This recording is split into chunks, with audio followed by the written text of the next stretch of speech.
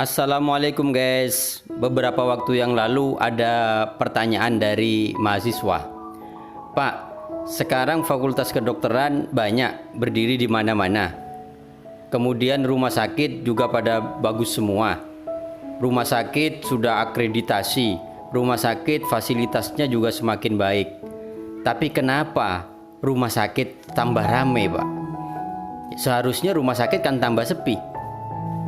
Seharusnya kalau sudah konsep kesehatan itu bagus, masyarakat jarang sakit sehingga rumah sakit sepi.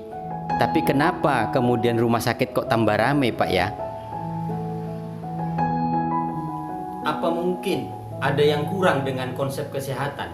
Ada yang kurang dengan konsep pengobatan? Sehingga kenapa kemudian rumah sakit semakin ramai? Atau mungkin masyarakat semakin kekebalan tubuhnya menurun, bukan kemudian meningkat? Nah, ketika kemudian kita berbicara ketahanan tubuh, kekebalan tubuh, maka saya ingat kembali dengan konsep tahnik, dengan kebiasaan-kebiasaan masa lalu, kebiasaan-kebiasaan orang tua dulu terkait dengan tahnik. Apa itu tahnik?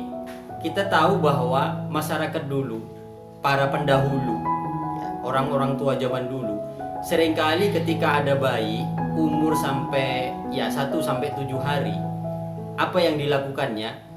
Maka bayi itu dibawa kepada orang yang soleh, yang sehat. Kemudian orang tua membawa kurma terbaik, kemudian dikunyahkan kepada orang yang soleh itu, kemudian diberikanlah kepada si bayi.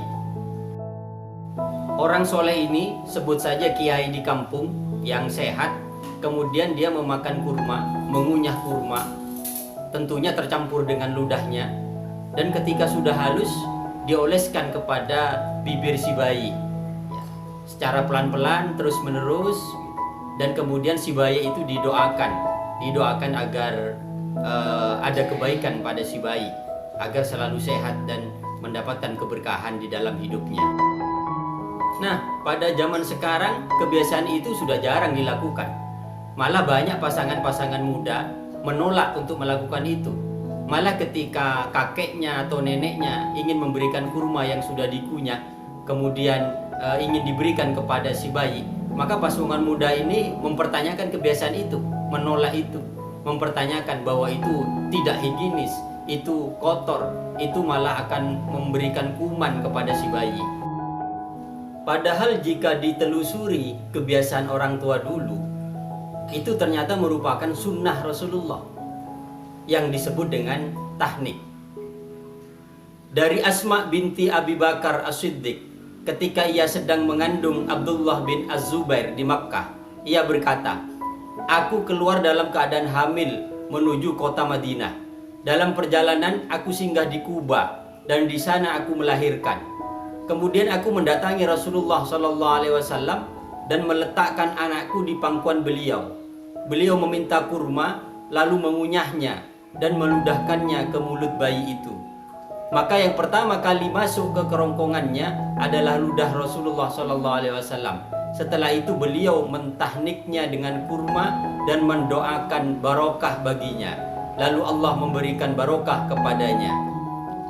Bukhari, Muslim, Imam Nawawi, Imam Ahmad, dan At-Tirmidzi. Buah kurma yang sangat manis mengandung glukosa yang tinggi, sehingga memang dibutuhkan untuk bayi.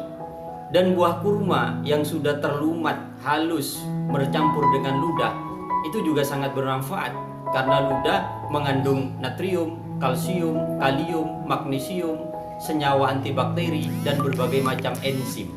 Sehingga konsep tahnik ini banyak yang menganggap bahwa dapat meningkatkan kekebalan tubuh bagi si bayi.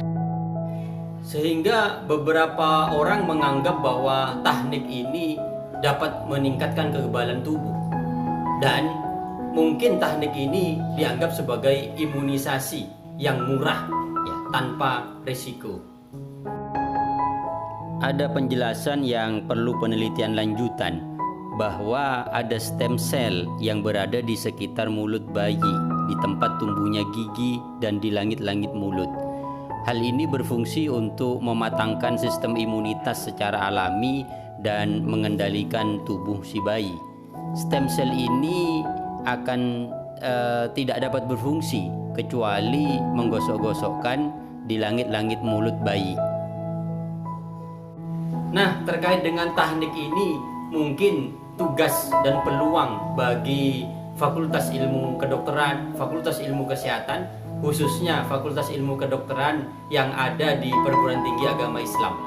Dan mungkin tugasnya juga untuk memasyarakatkan teknik terkait dengan kesehatan masyarakat. Memasyarakatkan teknik sebagai upaya meningkatkan kesehatan masyarakat yang murah, islami tentunya, dan aman tanpa risiko, dan yang jelas tidak merusak lingkungan. Insya Allah dengan teknik maka kesehatan masyarakat akan semakin meningkat, kekebalan tubuh akan meningkat, dan itu perlu didukung oleh penelitian-penelitian ilmiah yang dilakukan oleh teman-teman di Fakultas Ilmu Kesehatan, Fakultas Ilmu Kedokteran yang ada di Perguruan Tinggi Agama Islam. Dan yang pasti karena teknik adalah kesunahan, maka di dalamnya pasti ada hikmah dan kebaikan. Wallahu a'lam bishawab. Wassalamualaikum warahmatullahi wabarakatuh.